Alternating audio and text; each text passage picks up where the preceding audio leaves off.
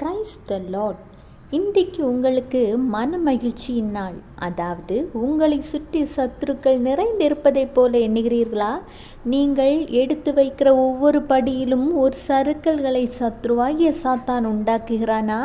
வெட்கப்பட்டு நிற்கிற பிள்ளைகளா நீங்கள்? ஆண்டவராகிய இயேசு கிறிஸ்து உங்களுக்கு வாக்குத்தத்தங்களை தந்துள்ளார். அதை என்றைக்கு நீங்கள் சுதந்தரித்து கொள்வீர்கள் என ஏங்கிக் கொண்டிருக்கிற பிள்ளைகளா நீங்கள்? இதோ கர்த்தர் சொல்கிறார், சங்கீதம் 132:18, அவன் சத்துருக்களுக்கு வெட்கத்தை உடுத்துவேன், அவன் மீதிலோ அவன் கிரீடம் பூக்கும் என்றார். ஆமேன்.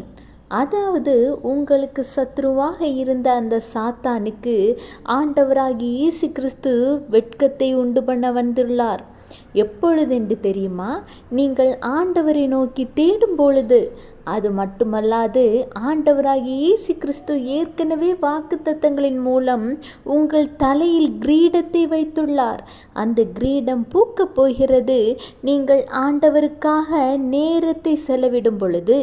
எனவே துக்கத்தை மறந்து சந்தோஷமா இருங்க. Have a blessed day. Jesus bless you.